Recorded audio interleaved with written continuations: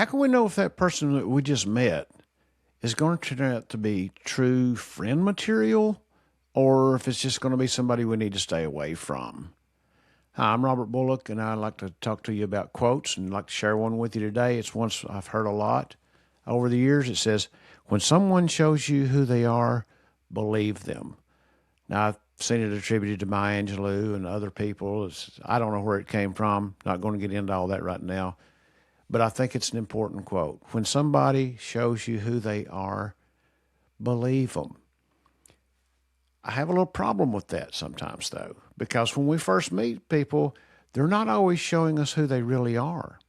So that's the thing. So it's when they show you who they really are, then you believe them.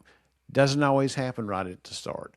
A lot of times we meet people and we think, I don't know, I've got a bad feeling about this person, or I just don't like the way they talk, or, I don't like the way they act. So I want to stay away from that person. And sometimes people are like, oh, yeah, I'm really drawn to this person. But we really don't know who somebody is until we've been around them a little bit, until we've seen them in different situations. And that's something that's difficult, because sometimes that person you thought you liked turns out not so good. Sometimes that person you thought you didn't like turns out to be great. Just happens to us. So when somebody shows you who they are, believe that.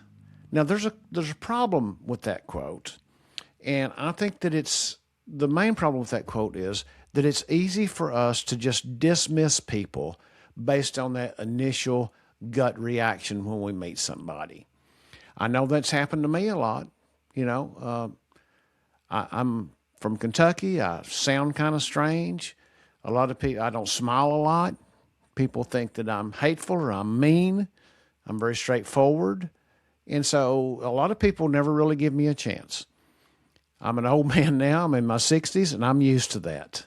So it doesn't really bother me much anymore. But it used to really bother me when I was younger because I was like everybody else. Or not everybody. I can't speak for you. I wanted to be liked, and I wanted to have friends.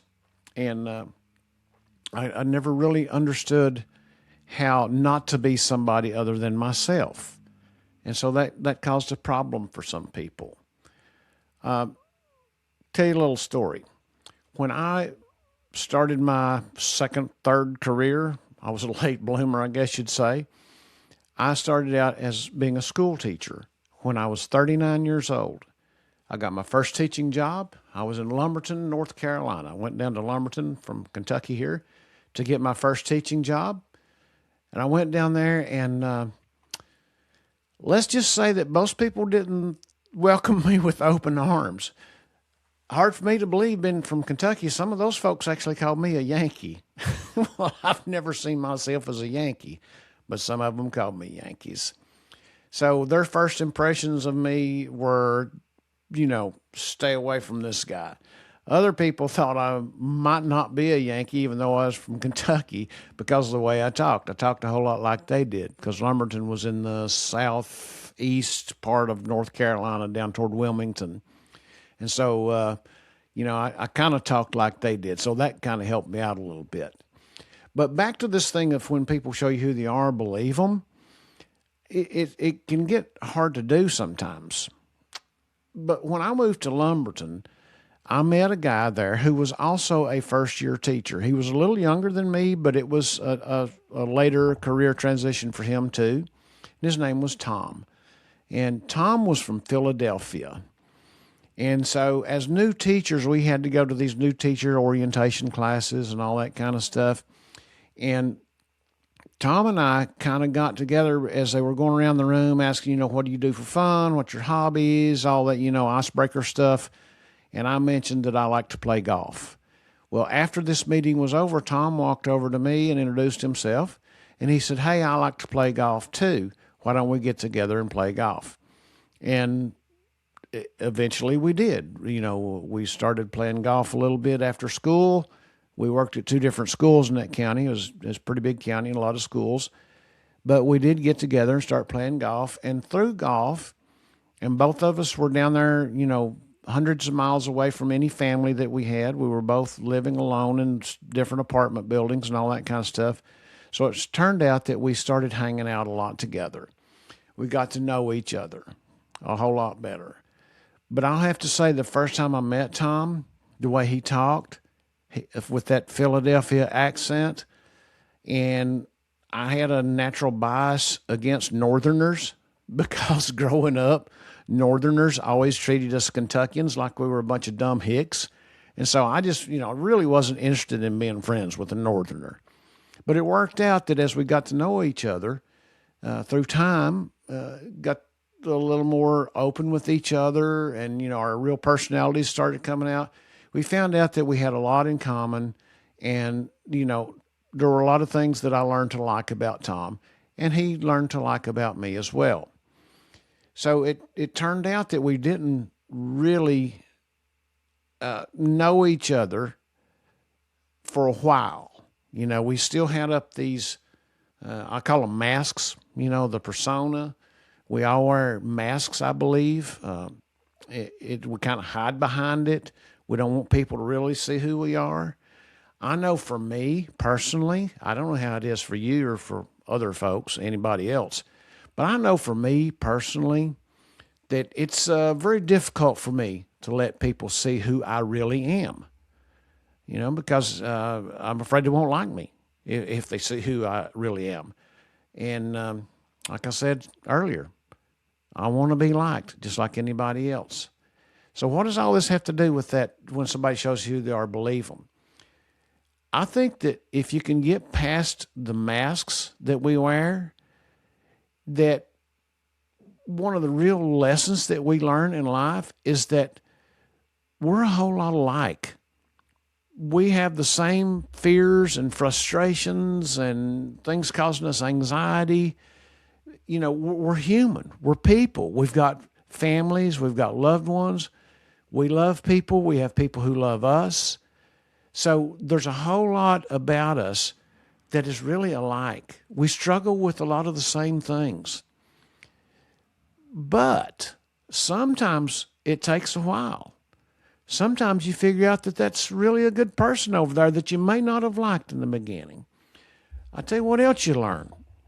You also learn that somebody that was easy to like in the beginning, that when you start seeing a little bit more of what's actually behind that mask, behind that persona, that show that they're putting on, that sometimes they're really not likable people.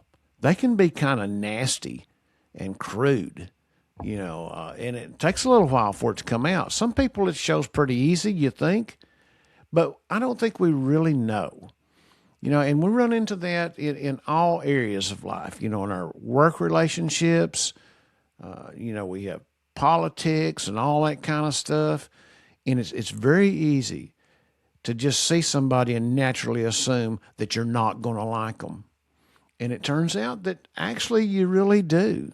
And there are other people you see that it's, easy to assume, I really like this guy, or I really like this girl, or whatever, And then it turns out, maybe not so much after all. So all I'm saying is that quote, while it's, it's nice, motivational quote, or, a life advice quote, when somebody, shows you who they are or really believe them, it's also a little misleading sometimes, because sometimes we really never know who somebody is because they never take off their mask.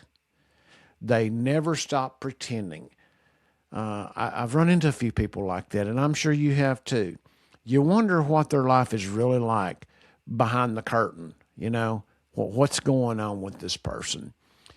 And sometimes you just never really figure it out. But most of the time, it takes a while. So what I'm saying is I've been the type of person that's always trusted my gut feeling. You get that vibe, and you get that gut feeling about somebody like when you first meet them. You feel their energy. Sometimes it's positive energy. Sometimes it's negative energy. If you can hone in on that, if you can really start to sense what kind of energy somebody's putting out there, they're putting off, the vibe they're putting off, the vibe you get from being around them, that usually doesn't lie. That's and I'm sorry here. Sometimes it just turns into confirmation bias. We get that bad vibe, and then we start looking at all the bad things. We get the good vibe. We start looking at all the good things. So I understand that there is confirmation bias in there that we have to be careful about. But what I'm saying is, you can get that gut feeling, you get that vibe from a person, but don't let that, you know, be the be all end all. Give the person a chance. Give them a chance, and hopefully people will give you a chance too. But you know, you can't control what they're doing.